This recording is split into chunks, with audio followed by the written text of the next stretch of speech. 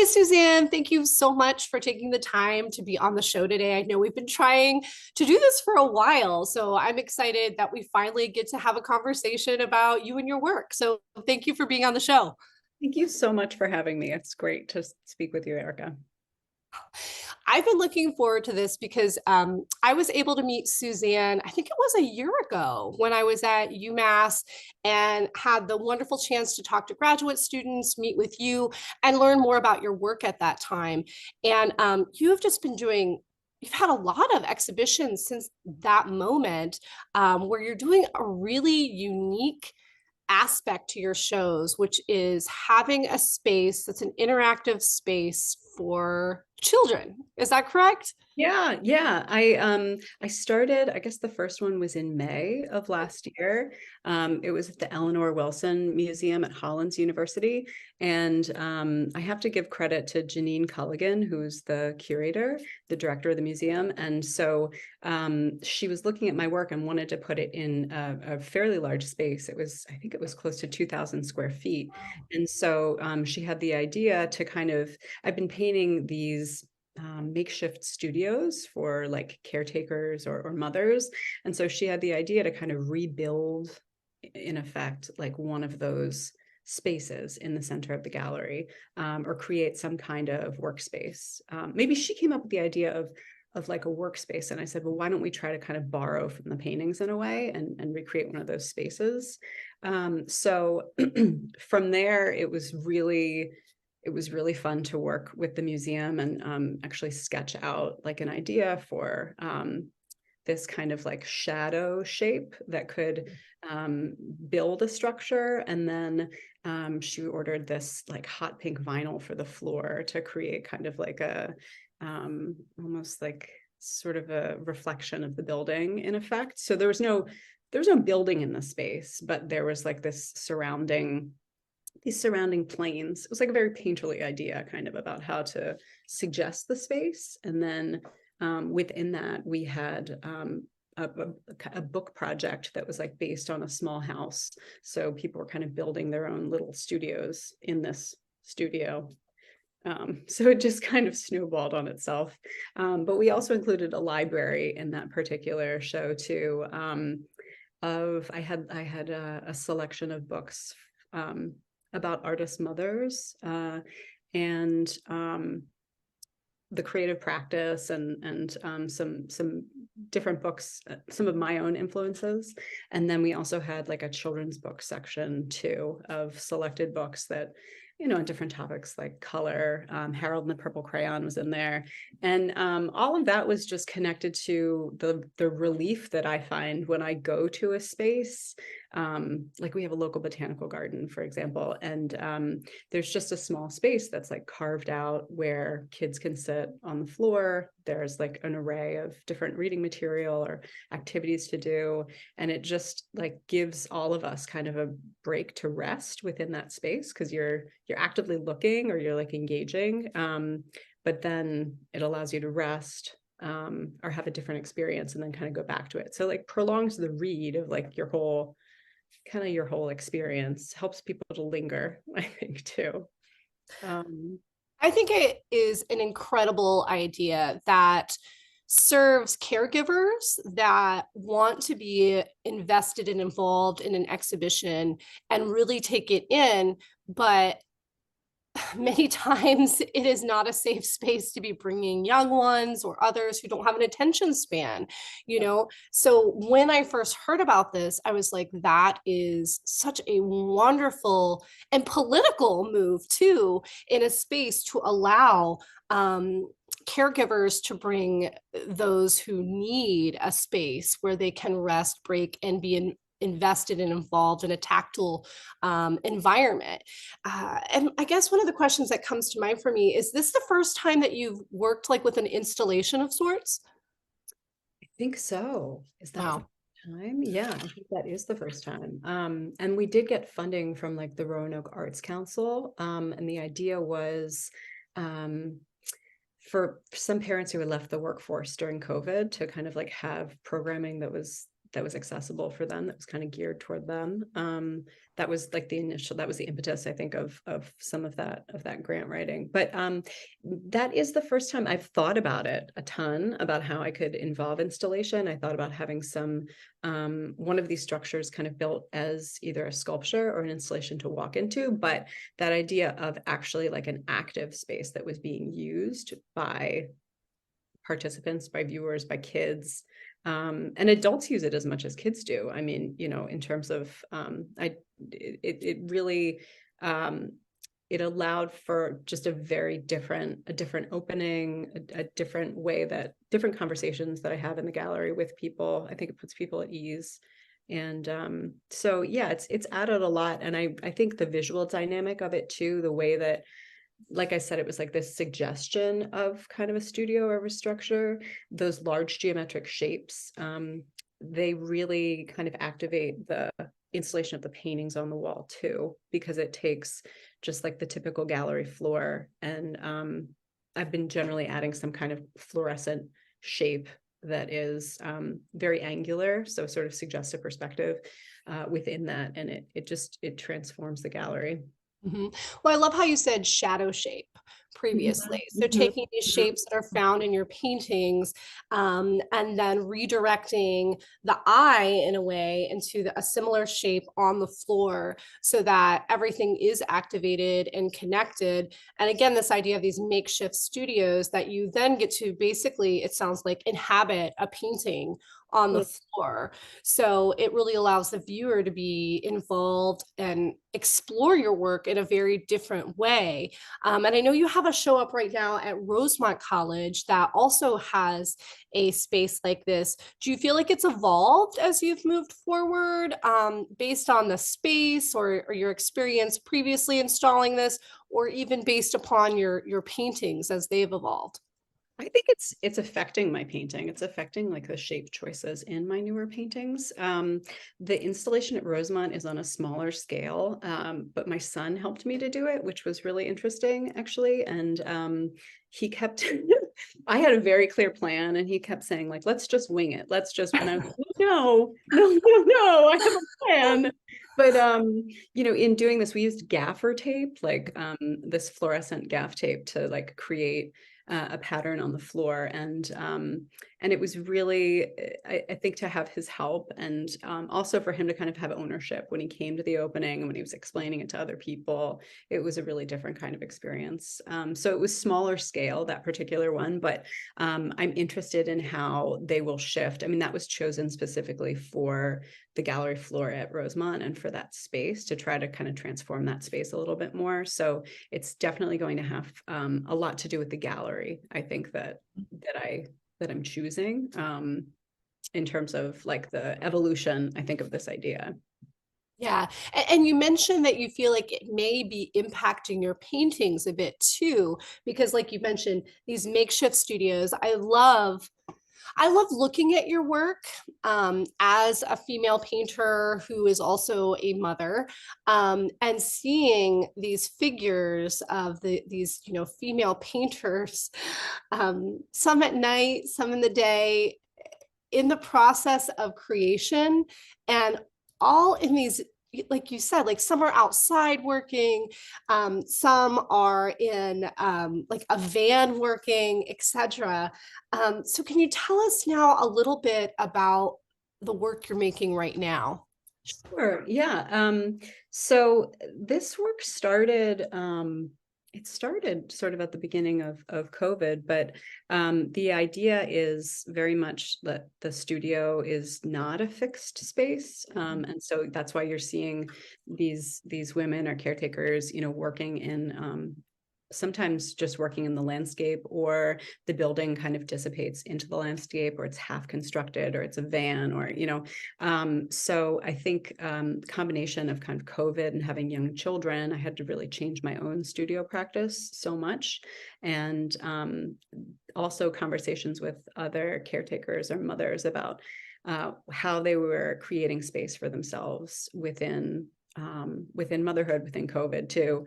And because I think, you know, COVID had this incredible isolation, but I think for you know, for caretakers or for young families, it sort of, moments of solitude were like golden, you know, we're so rare. And so that was definitely an element of that that started to come in. But then it grew and it evolved as I talked to more friends or other artists that I've been influenced by as well, in terms of how they find a way to sustain like their own practice.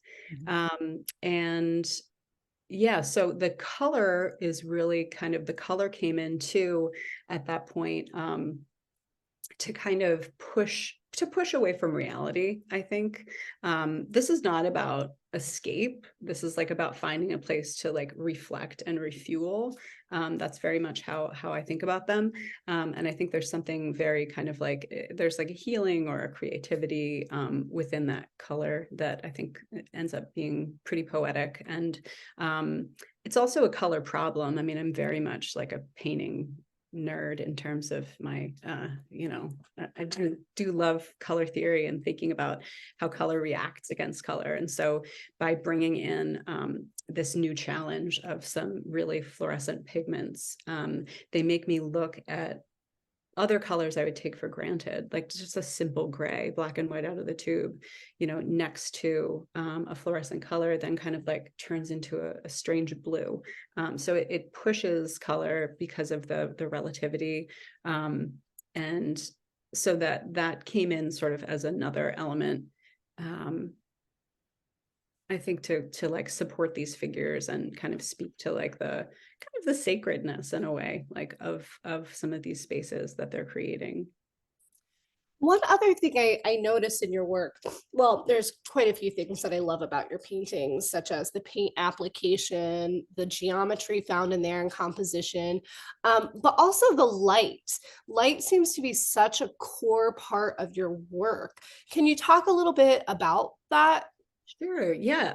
I love this idea of an internal light source, like a light source, like not like the sun shining in from the left, like into the painting, if that makes sense, but something in the painting that like is the light source itself. And often that's maybe unusual or not like a stereotypical color of light, such as yellow, you know? So the these planes, there are a lot of these geometric planes that are very transparent in the paintings, and they end up really sort of fueling that light source and like affecting light choice in the rest of the painting. I'm painting on paper.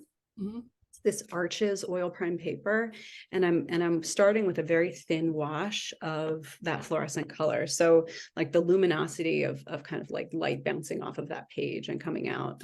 Some of those areas that are the brightest are some of the first areas to go into the painting, which is tricky to maintain. It sometimes drives me nuts, but you know, but it's always kind of like a play back and forth with that, and much thicker, like very, very thick impasto in other areas. So I like to try to have that range within the painting of kind of thick to thin, but I think that also adds to the effect of the light in a lot of ways.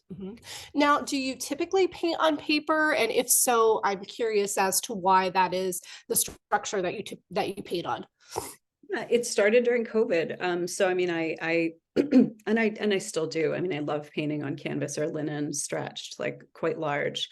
But during COVID, I scaled everything down, and I was working in my basement. So this 22 by 30-inch paper ended up just being so accessible for me, and I was able to work on a number of paintings at a time. And you know, a large like a 6-foot stretched canvas is an incredible experience to dive into, and it feels like a novel, and I work on it, you know, for maybe months or a year.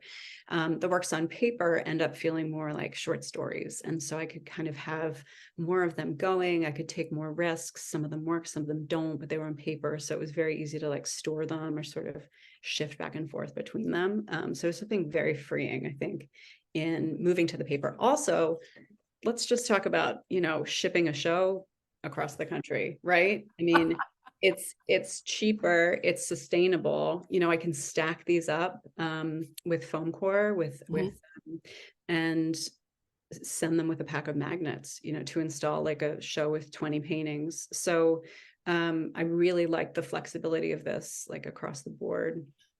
Well, that's a reason I'm asking too. From a personal point, I'm like, I keep thinking about doing work on paper. I work on panel for my small paintings, and large pieces are canvas. And I really want to introduce paper into it. And I think you and I work in a very similar way with, we're both passionate about color theory, the how you're applying paints, which allows the light to, hit that surface and bounce back out. Yeah. I can see it behind you. It's gorgeous. Yeah, absolutely. But like how to maintain. Yeah, absolutely. Yeah, and that's been my fear in moving to paper, is like how I'm going to maintain it, because I'm just as much of a reductive painter as an additive painter. So I'm not sure how the process is going to look, and I probably just need to dive into it. But I was like, ooh, this is definitely a conversation I can have where I can learn so much, because you have these very rich areas that aren't overworked. And I think that's potentially hard to maintain on paper versus a different structure. Definitely. Yeah. Sometimes it feels fussy. It does, because I'm trying to sort of like skate around a certain area, but and it does feel more additive than reductive. But there are great places actually where it's I've been able to be like reductive, like wiping it back and kind of pushing. I mean, that paper is so durable. That Arches oil paper is really, you can really kind of beat it up. I think also just, practically from kind of like a market sales standpoint too, works on paper there's certain collections that are really interested in works on paper in particular. So it is an interesting niche. Like, I'm going to check this out. And you said it's Arches oil primed paper, so it's already primed when you get it. who knows what's on it? They don't tell you. I don't know. Okay with that. I don't have to prime it myself. Exactly.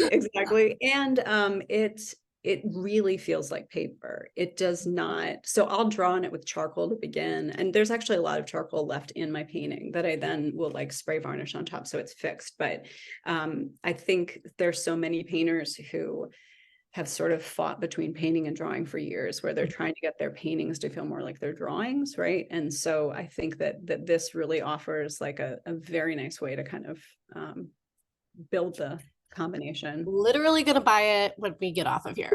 They sell it in rolls. It's good stuff. Thank you. And when I make the work, I'll be like, hey, I'll give you a shout out. I'll send you some little samples and stuff, because I have to give a shout out to Andrew Nixon, who is a painter, and he turned me onto this paper. So I've got to, yeah. Thank you, Andrew. We're passing it along.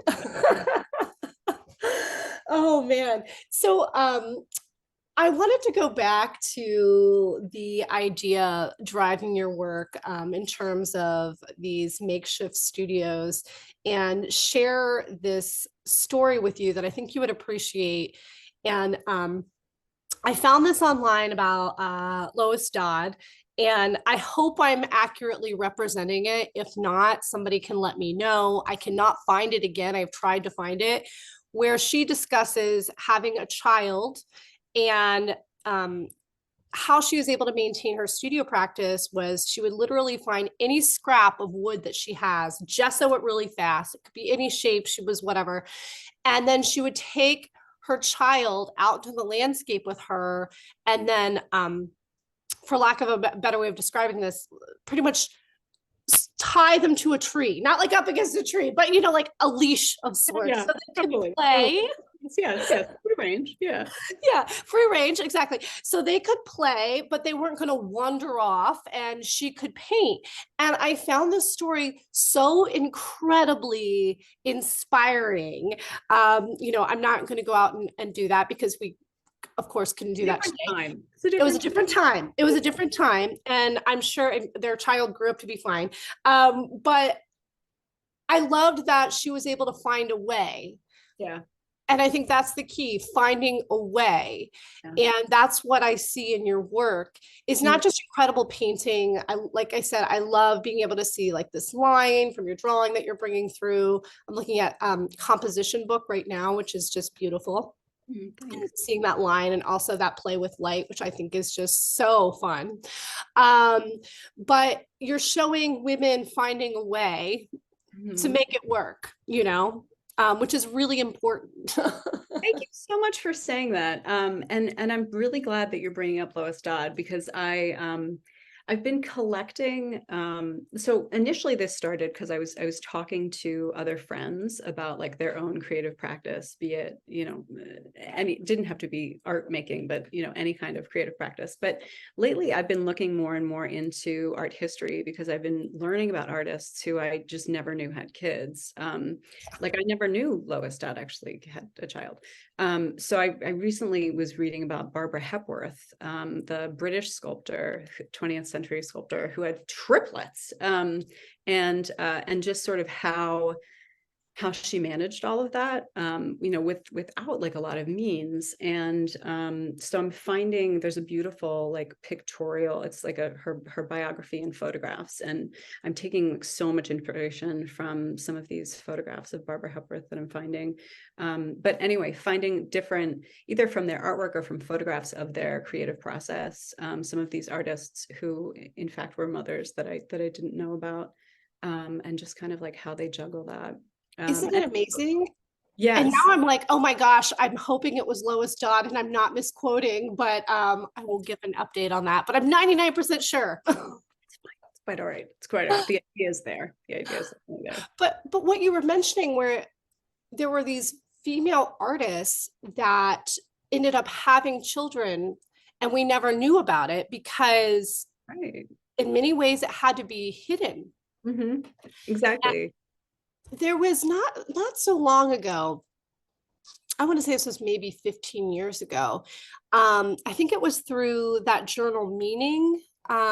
It's a feminist journal created by artists, and they did an interview where they wanted to interview female artists about having children, and they would call certain people to ask, and they'd be like, how did you find out I had a child? Like, and they would not partake in this, you know what I mean? Right. um, and that I found both shocking and not shocking. Right. Right. I'm so grateful that I feel like we're in a moment where this is becoming even becoming like celebrated to some degree, but being discussed so much more. I mean, there's still a long way to go, just I think with women artists in general, but it does feel like I started thinking about these ideas when actually someone I work with, Vera Levitt, who's our gallery director at UMass, she sent me an article that said it was called like the parent-shaped hole in the art world. And this was it was probably about a decade ago or more.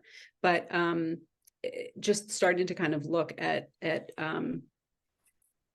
since that time, I think more and more artists are talking about their children, or they're making work that is conceptually connected to like caretaking or child rearing, or the act of play, or so many of these kind of like discoveries that people have with young kids. So it does feel like there's just such an increase in it. And I think also with social media, you know, when I initially had children, like my schedule shifted so much. I was no longer like going out, staying out late, going to openings, doing all of that. But there are these incredible networks and other people that I've met through online groups of artist mothers. And so there's definitely, I think, something to be said for especially through COVID, how so many different groups kind of were able to connect digitally like that. And so it feels like that's definitely helped in terms of, or the Artist Mother podcast, like some of those kinds of groups that have really helped a lot, I think, to kind of bring visibility and encourage people. Mm-hmm. I agree completely. I had my first child almost 9 years ago now. And at that time, I felt like I really had to search to find women in creative fields who were having children. And it has definitely increased. And I feel like it really does have to do with these digital spaces. Being able to support other artists by giving a shout out on Instagram or Facebook and build those connections digitally, so that when you are in a place where you cannot go to openings because you're home with a baby or there's a sickness, etc., you can still be part of that conversation.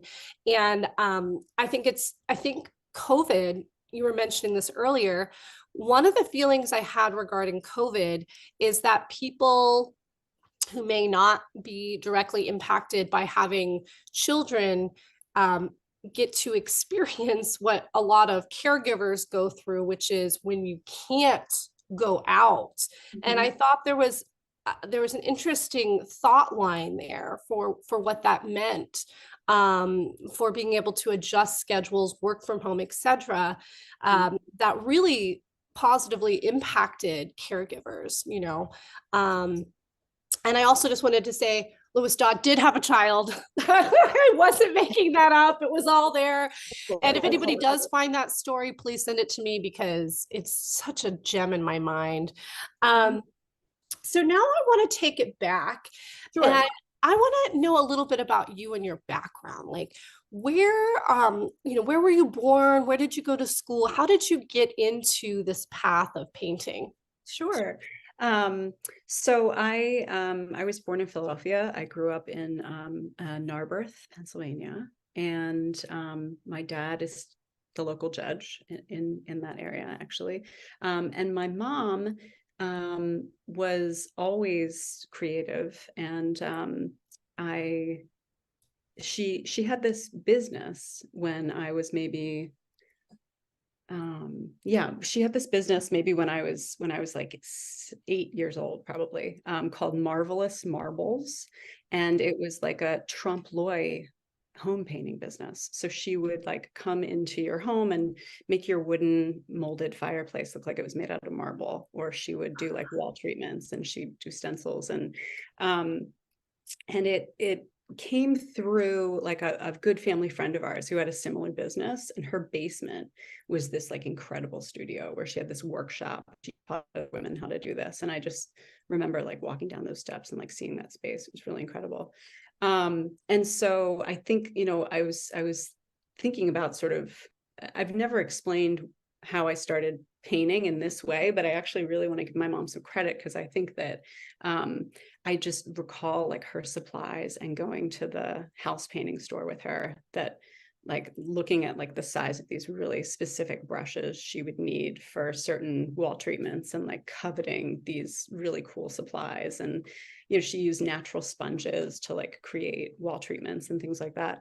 And I was like never allowed to touch the brushes, and I remember it was like all I wanted to do. And now like I have the brushes in my studio. I use a bunch of them.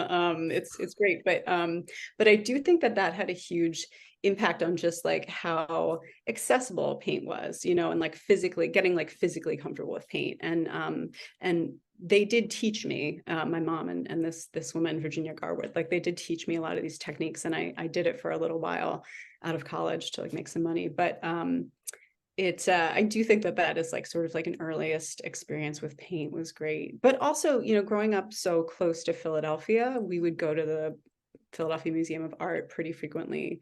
And I have huge memories like of that place. And even in high school, being able to take the train to Philly and go to galleries and go to First Friday, it always felt pretty accessible. So from there, I went to the Pennsylvania Academy of the Fine Arts, which is in Philadelphia.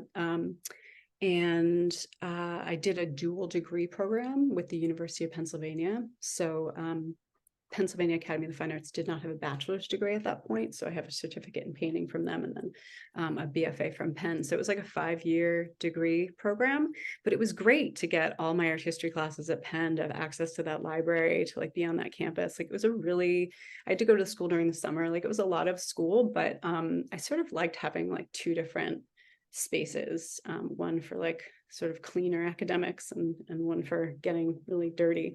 But I think it did help me to sort of see that research is a really helpful and dynamic part of painting. Like I was taking ideas from like I had this class called medieval sexuality, history of medieval sexuality at UPenn, and we were studying Sheila Nageeg's, these like medieval exhibitionist figures. They're like little ghosts that are like spreading their vulva, and they're actually like all over churches throughout Europe. But anyway, I was kind of taking that imagery and then like working it in a modern way into some paintings in undergrad at that time. And so the combination was really good.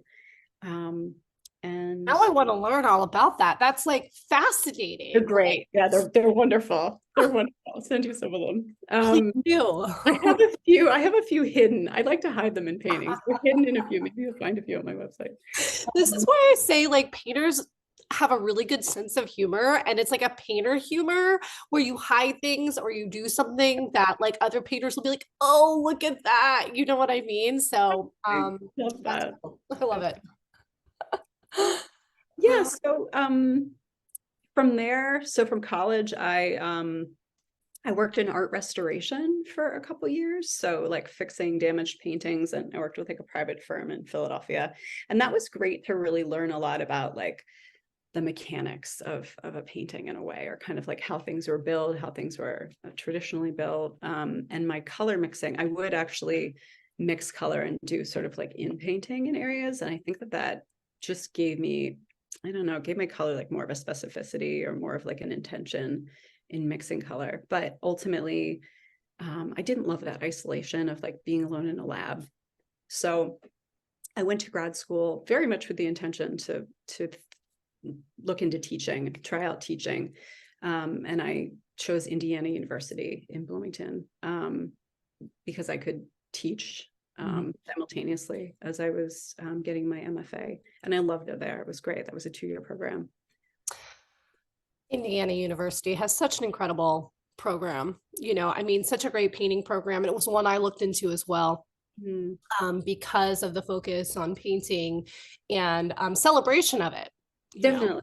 Yeah, definitely. And it was really interesting for me to leave home because I went to college so close to home that that the Midwest, I mean, I'd never been out to the Midwest before. And I think I think anytime you leave home, it's like hugely freeing, and you kind of tap into yourself in a different way. I think I just let myself try a lot of new things in my own painting, in my own work, like that, being in that new space. I love it. So coming back into your current practice, I do have a few questions regarding how you're creating your work and the process that you're involved with, which I'm really interested to hear because of the narrative and topic that we find in your current work, which is what does a studio day look like for you?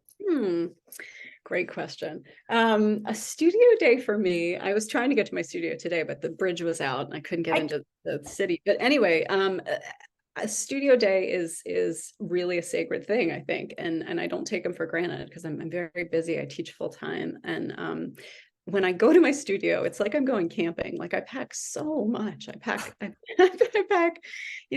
food, tea, like all the things that I need. I'm in a mill building that's lovely, but I can't drink the water, so I'm just like lugging stuff in. And also I think I have to bring like my research, or I have to bring my ideas. I do not like to sit there and sort of think about what I'm going to paint. So I really want to bring source material. I want to bring sketchbooks and like basically like have this arsenal of what I'm going to need for the day. And once I'm there, I'm really kind of like locked in. But I love that. And I think the one of the most valuable things is consecutive studio days. So I think often during the school year with teaching, I'll have days, like I'll have a couple days a week, but they're not necessarily in a row. Whereas on like longer breaks, to be able to get in there like day after day to really see an idea, it feels like it turns on the gas or something. Like the idea moves a lot quicker, the painting moves a lot quicker. But I do think in sometimes having it be spread out a little bit, it's like that initial moment when you walk in the studio, it's great to like confront what you've been working on the last time. And it often tells you kind of like what it needs. But a lot of times, even though I do all of that like prep to bring into the studio, I don't always have like a preconceived idea of exactly where the painting's going. I'm not terribly like a process oriented painter. I think the painting can kind of like change at any moment. Like it has a life of its own. And a lot of the time I have to find ways to like get out of my own way.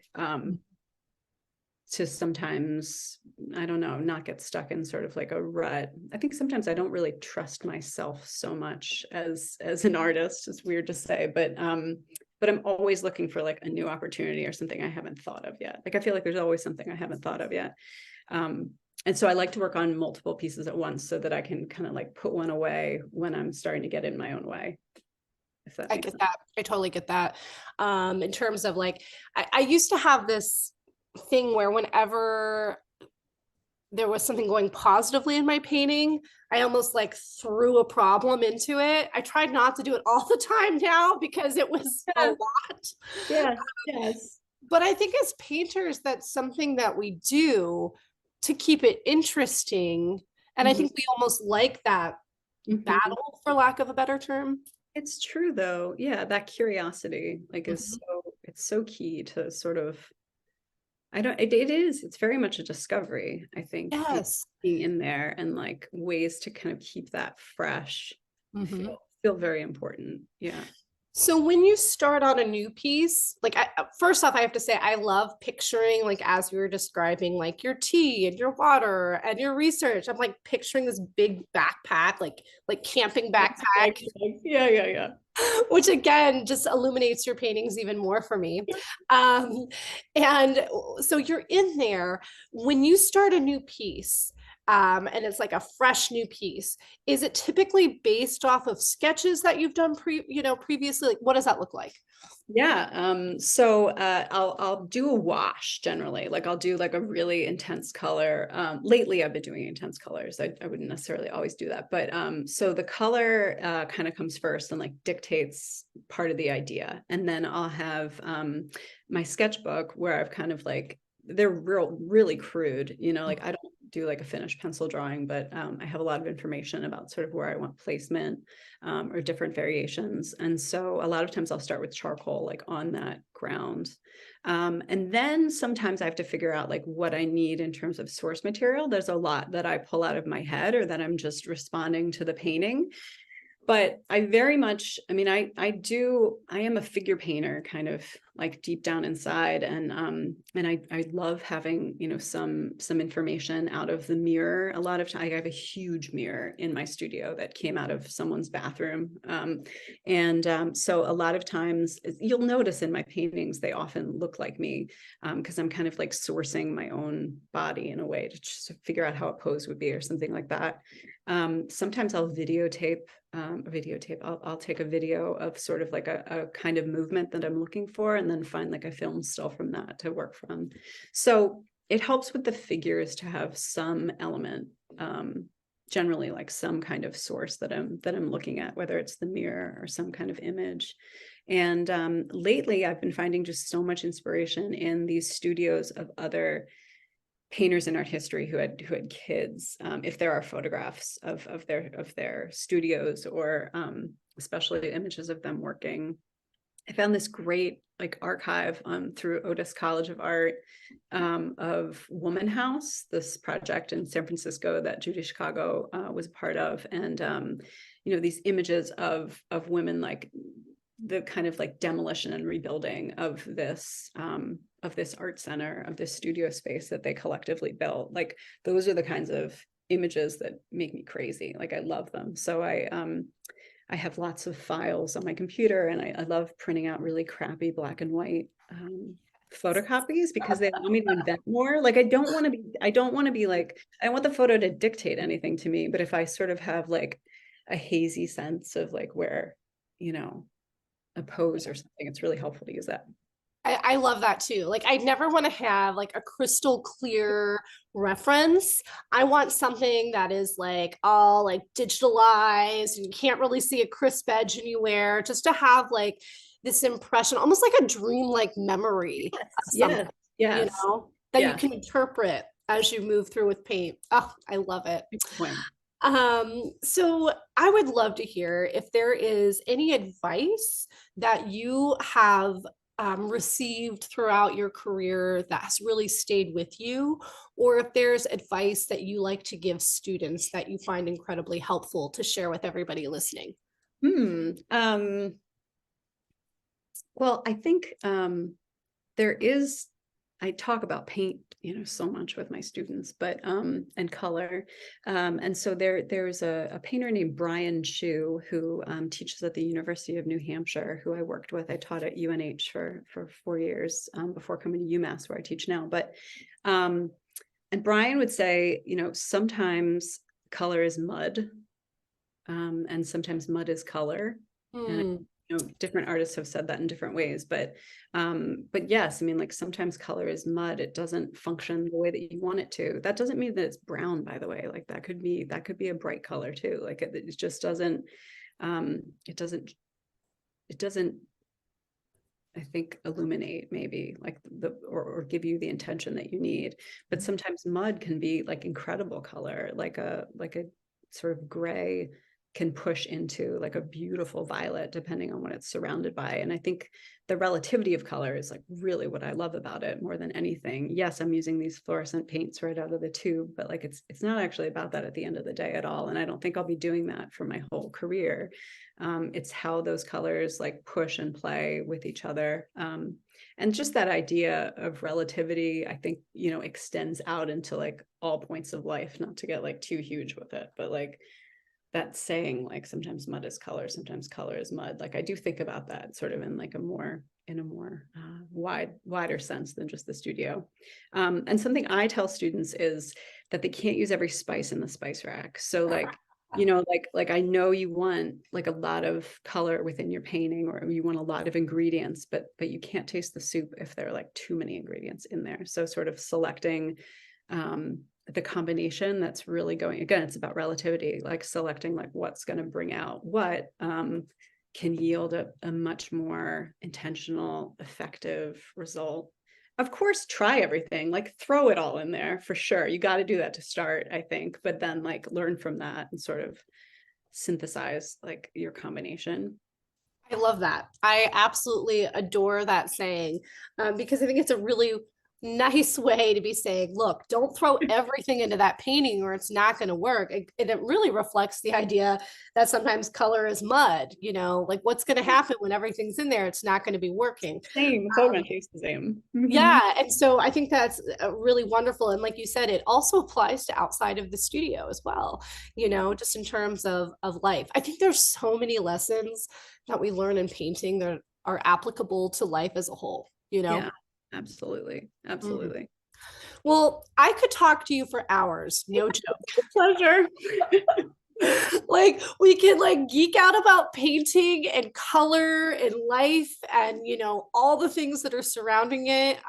So this has just been such a pleasure to have this conversation, and I am going to order that paper when we get off of here. Excellent. You're going to love it. Oh, but before we jump off of here, can you share with everybody where they can find you? So social media, website, all that good stuff. Sure. So it's at Suzanne Schireson is my Instagram, and SuzanneSchireson.com is my website. And Katie Tompkins Projects in Providence represents my work here in Providence. And yeah, so those are three great places. Great. Well, thank you so much for being on here. This has really been a wonderful conversation that I've enjoyed. I really enjoyed it. I was nervous and it was so much fun. Actually, this blew by. So I really appreciate it. I know it really did. I'm like, oh my gosh. Well, thank you again. And you guys, you can find all of Suzanne's work. We'll be sharing it over on Instagram at I Like Your Work Podcast, and have links to her website and her social media over on the show notes. So again, thank you. And I look forward to our next conversation. Thank you. Thanks, Erica. Have a great day. Take care. You too. Bye.